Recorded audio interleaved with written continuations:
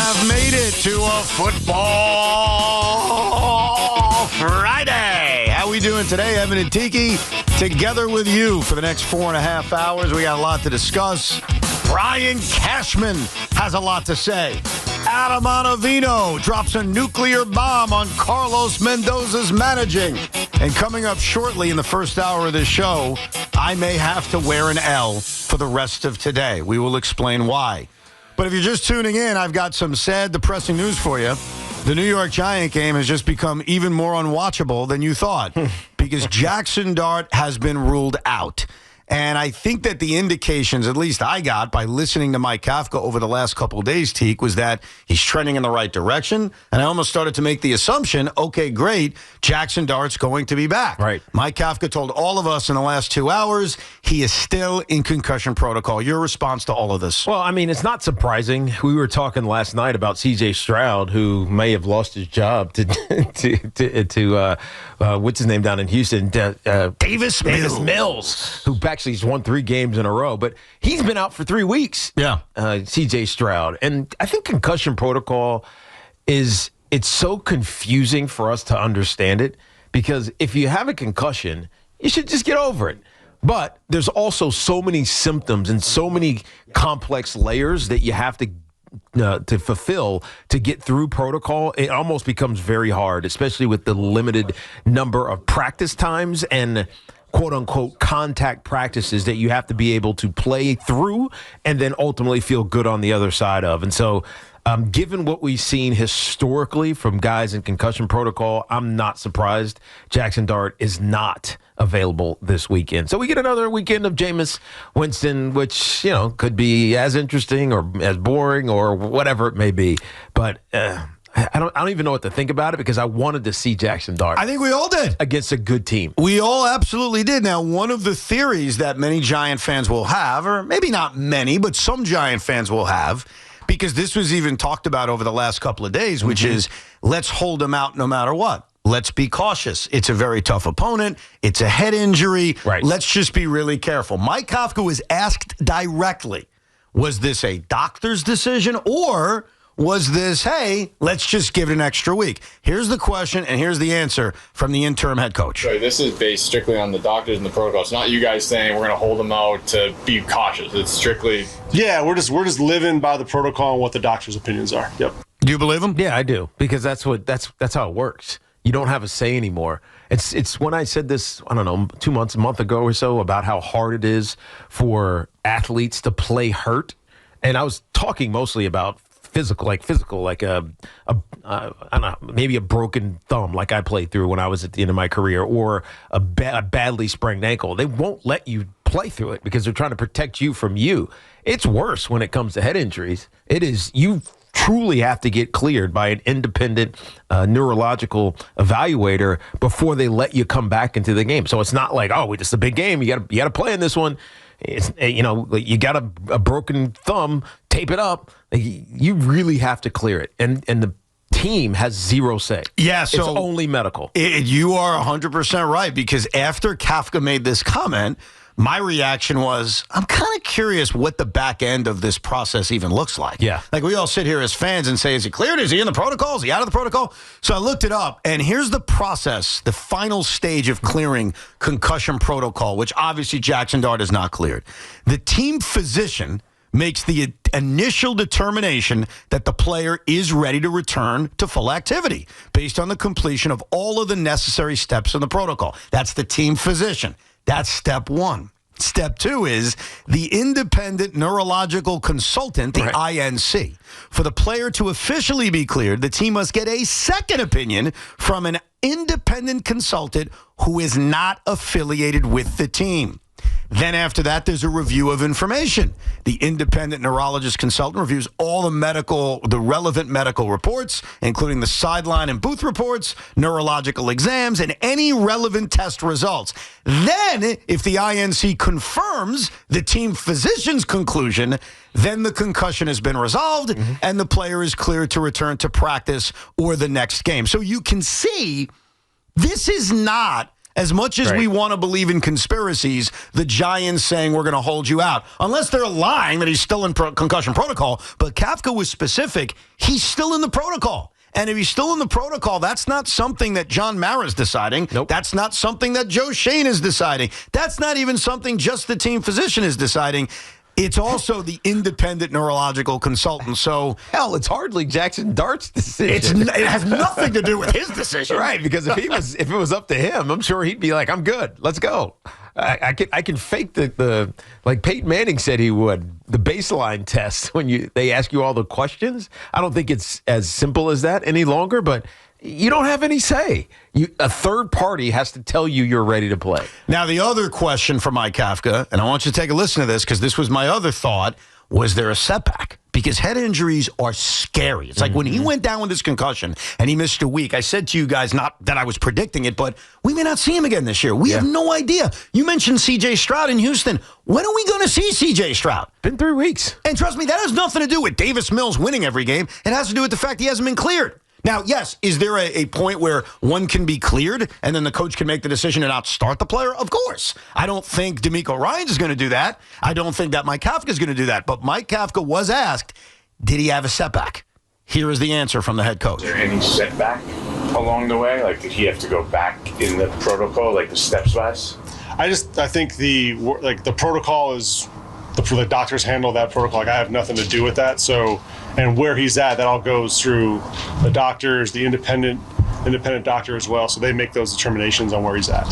So what Mike Kafka is telling you is, I have no freaking idea. Right. I don't know. Yeah. I'm not even going to lie to you. I don't know. Well, he'd been out at practice. So we know he's practiced, but he hasn't had a contact practice and then had no symptoms following that full contact practice. The challenge for a quarterback is, what the hell is contact practice for a quarterback in the NFL? Right, that doesn't even exist, right? That doesn't exist, right? You don't get hit ever in training camp. Live scrimmage, you don't get hit. So what does it mean? And so there must be other neurological tests that they're doing that you have to get through in order for him to play again. And so I don't think you're going to be right on your initial assumption, Evan, that he is unavailable for the rest of the season.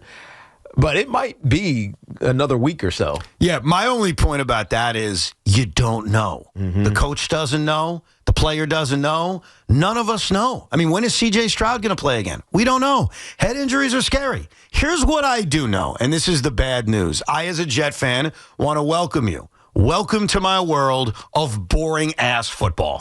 Because on Sunday, the New York Jets are playing the Baltimore Ravens. And I ask a question to all the Jet fans out there in the audience right now. Why are you watching? What are we watching for? Now, my answer is I'm watching because I'm a sycophant Jet fan. What am I watching for? I guess I'm watching to see A.D. Mitchell and see if he can actually hold on to a football. What am I watching for? I guess I'm watching for Breece Hall having a monster game. What am I watching for? Hey, could the defense actually force a turnover? That's cool. They're historically inept at it. But now I ask the Giant fan, now that we know Jaxson Dart isn't playing. Jameis Winston is your quarterback. You have an interim head coach. What are you watching for? Like, when you sit down on Sunday, assuming you are watching, and I think most Giant fans and Jet fans will always plow through these November, December games that mean nothing and say, I'm watching anyway.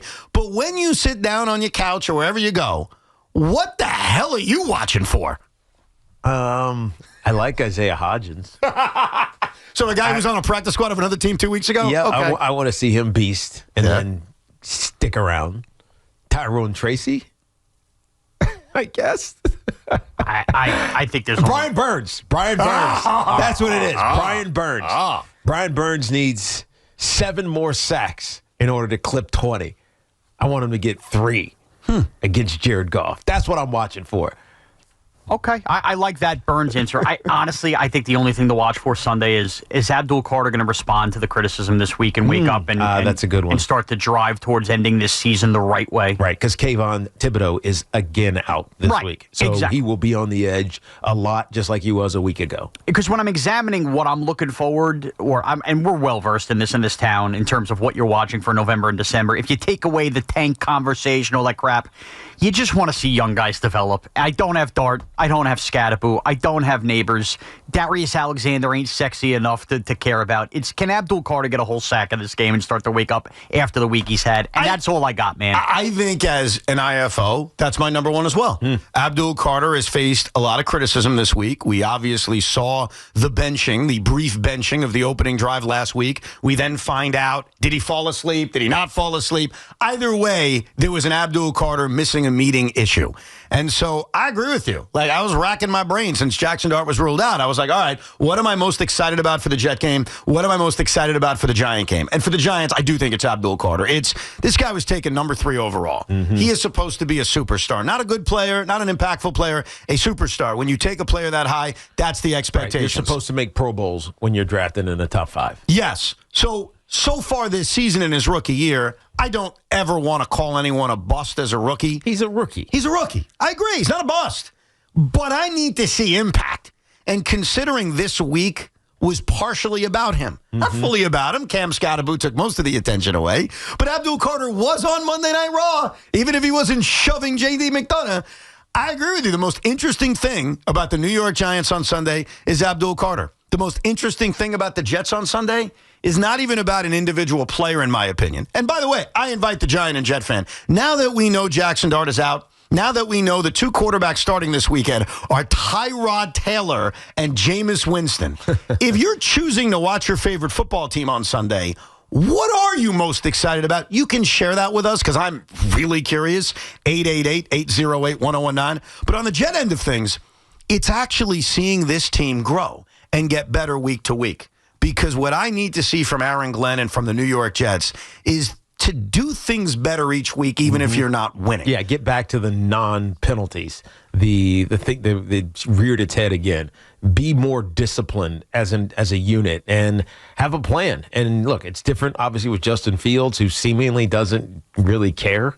Basically, according to Connor Hughes, said bleep happens, and then he said, I'm out and go get a massage. It's almost like he doesn't care that he got bent. I think he cares. I think he's just disappointed and doesn't know what to say. Yeah, but he could say, I want to work my butt off to get my job back. I don't know, something. He could say, I'm waiting for Tyrod to inevitably get hurt, and then I'll play again. Yeah, whatever. But, I mean, it is what it is. But I do think that the fundamentals need to be dialed back to where it was for those 2 weeks where they won around the bye week. And in consistency, that's what you need. And there's nothing really exciting about the Jets other than Breece Hall, but you still got to try to win games. Well, that's what it is. It's not about Breece Hall as much as I say, I guess that could be your theory, or A.D. Mitchell. It is about, I need to see improvement. I need to have hope going into next year that this coach is leading the team in the right direction. He talked about comparing himself to the Detroit Lions. Well, the thing that the Lions did in year 1 of Dan Campbell is after getting off to an awful start, you saw the growth. And we began to see the growth. They won back-to-back games. Right. We saw it start to form.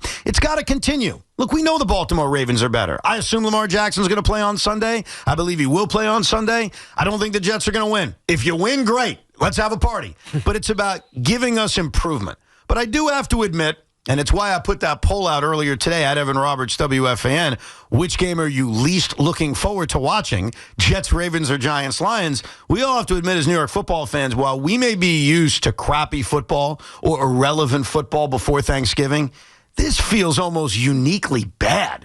When you look at being double-digit underdogs on the road to teams that are clearly better, when you look at who is starting at quarterback, like when Tommy DeVito was starting, you could at least convince yourself, hey, you never know. Right. When Justin Fields was starting at quarterback, I could convince myself, well, you never know, even though we found out.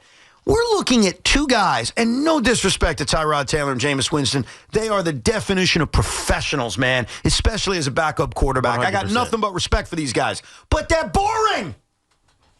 But we're going to spend 6 hours watching them quarterback our team when we know, God willing, if there's health, they're not anywhere near the starting quarterback position a year from now. No. So I think we are facing one of the most challenging football Sundays we've had in a long time. Yeah, it is. It's too early to tank.